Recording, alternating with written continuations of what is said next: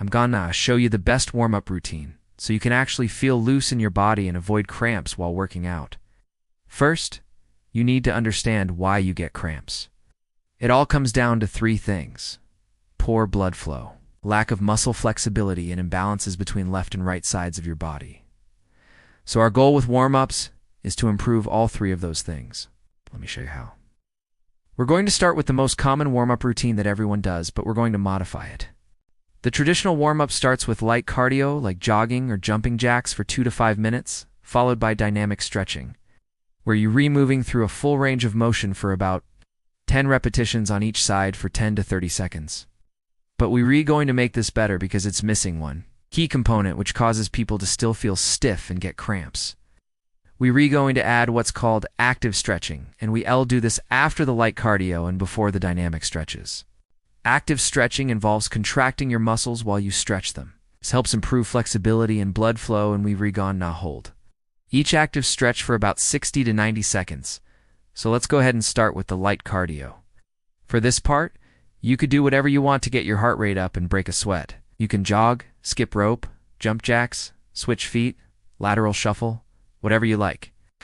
What you shouldn't do is just stand there jogging in place like this, because that's not get your heart rate up much. So you have to be actually doing some sort of movement. The goal here is just to get your heart rate up and loosen up your muscles and your joints a little bit. So maybe just about 2 minutes of this type of stuff should be enough. Okay, so now that you've got your heart rate up, it's time to do the active stretches, and these are very simple. The first one is called a standing quad stretch, and it really targets the hip flexors, which is a major muscle group that connects your upper leg to your spine. So if you feel stiff in your lower back or your upper leg, this stretch will help. So you're going to start by standing tall, then bring one foot up on top of a chair like this, and one foot back a little bit. Then slowly bend your knee while holding onto your foot and lean forward until you feel a stretch in your hip and your lower back. Hold this for about 60 to 90 seconds, making sure you're breathing deeply and relaxing into the stretch. And then switch sides. Next, we're going to move on to another standing stretch called a standing hamstring stretch. This is going to target the large muscle group in the back of your thigh. So again, if you feel any sort of tightness in your lower back or in your hamstring, this stretch will help. Start by standing with your feet hip-width apart, then lift one leg up off the ground while holding onto your foot, and lean to that side until you feel a stretch in your hamstring and lower back. Hold this for about 60 to 90 seconds, breathing deeply and relaxing into the stretch, and then switch sides.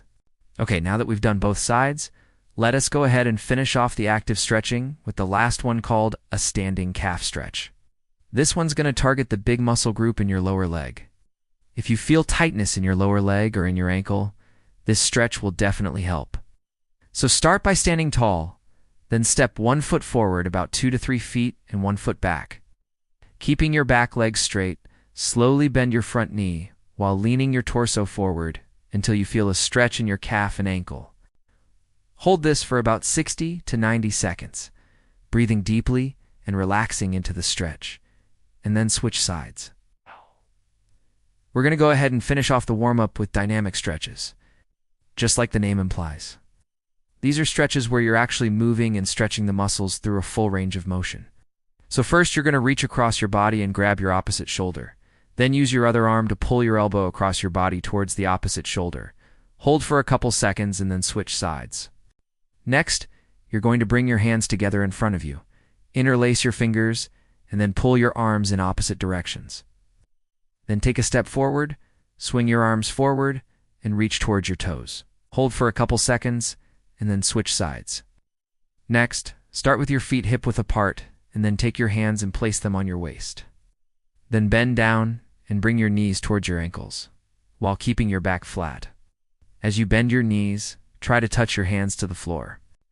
And then lastly, you're going to take a big step back with one leg while keeping your foot pointed forward and your toes facing straight ahead.